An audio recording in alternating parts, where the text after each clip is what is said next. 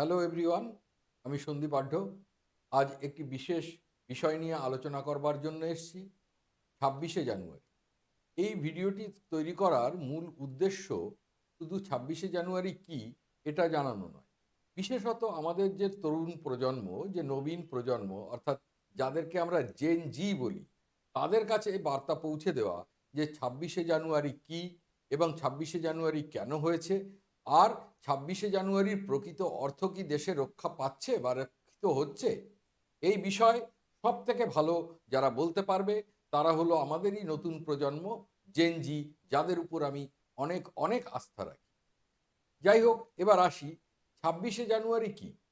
26শে জানুয়ারি আমরা সকলেই প্রজাতন্ত্র দিবস এই কথাটা জানি, কিন্তু প্রজাতন্ত্র দিবস বলতে কি বোঝায়? প্রজাতন্ত্র দিবস বলতে বোঝায় যে একটি দেশ যা আগে রাজা বা রানী এই রকম শাসন করত, সেই দেশ সেই রাজা বা রানীর শাসনকে অতিক্রম করে, রাজা বা রানীর শাসনকে ছুঁড়ে ফেলে দিয়ে নতুন একটি তন্ত্র নিয়ে এলো, যে তন্ত্রের নাম প্রজাতন্ত্র বা রিপাবলিক।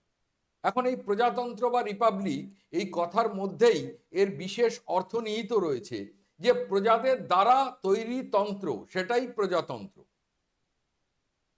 অর্থাৎ প্রজারা তাদের নিজেদের শাসন নিজেরাই তৈরি করবে। Government of the people, by the people, for the people. অর্থাৎ আমরা যে গণতন্ত্রের কথা বলি, সেই গণতন্ত্রের মূল ধ্বনিই এটি।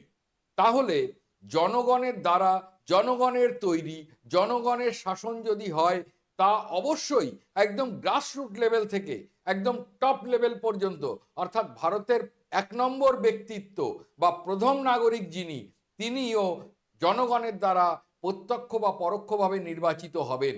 অর্থাৎ ব্রিটিশ রাজা বা রানীর মতো বংশ পরম্পরায় ক্ষমতার মোহে একদম টপ লেভেলের পোস্ট আটকে বসে থাকবেন, এরকমটা যেন না হয়।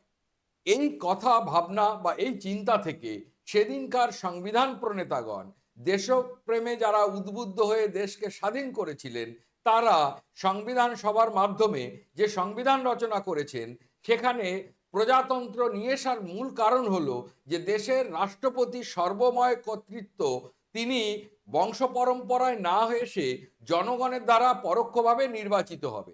আমরা সকলে জানি 326 নম্বর ধারায় সংবিধানে সার্বিক প্রাপ্তবয়স্ক ভোটাধিকারের কথা বলা আছে। এই 326 নম্বর ধারায় সার্বিক প্রাপ্তবয়স্ক ভোটাধিকারের মাধ্যমে জনপ্রতিনিধিদের নির্বাচন করা হয়, আর জনপ্রতিনিধিরা একক হস্তান্তরযোগ্য যে নির্বাচন বা ভোট, তার মাধ্যমে রাষ্ট্রপতি নির্বাচন করে। এবার আসি যে এর উদ্দেশ্যটা কি। এর উদ্দেশ্য এটাই যে ভারতকে বোঝানো যে ভারত আজ রিপাবলিক, অর্থাৎ জনগণের তৈরি, জনগণের শাসন কায়েম হয়েছে। তাই এখন থেকে প্রত্যেকটা মানুষ আজাদির পূর্ণ যে স্বাদ, সেটা যেন তারা উপলব্ধি করতে পারে, সেই স্বাদ যেন তারা আস্বাদন করতে পারে। বাস্তব কি তাই হয়?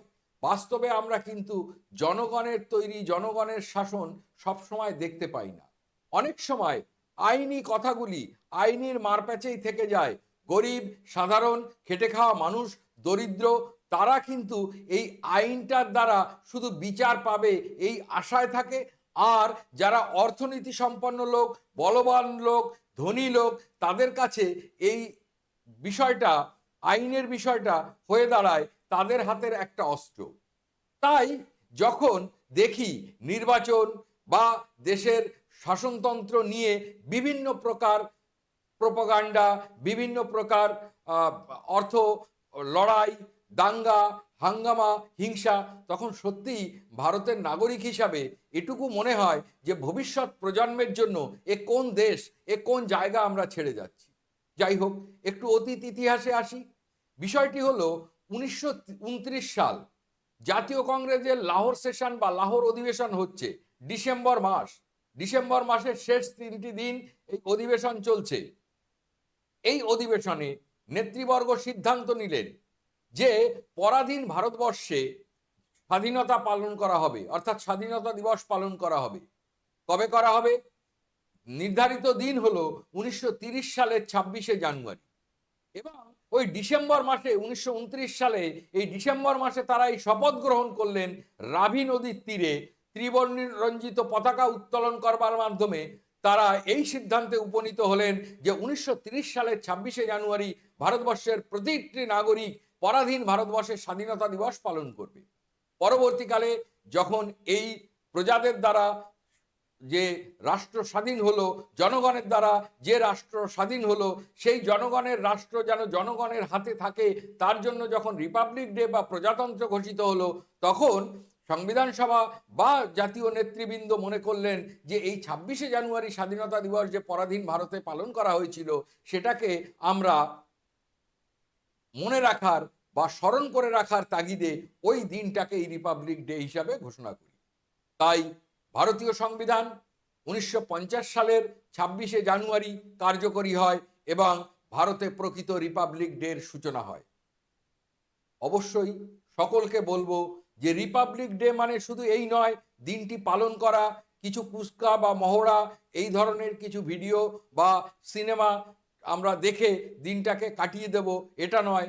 একজন দেশপ্রেমিক হিসাবে, একজন দেশের নাগরিক হিসাবে, বিশেষত যাদের জন্য এই ভিডিওটি তৈরি করছি সেই জেনজি, তাদের প্রত্যেকেই বলবো যে গণতন্ত্রের আপনারাই আগামী দিনের স্বতন্ত্র প্রহরী। আপনাদের জাগরণ, আপনাদের চিন্তা চেতনা এটাই ভারতবর্ষকে আরো মহান জায়গায় নিয়ে যাবে।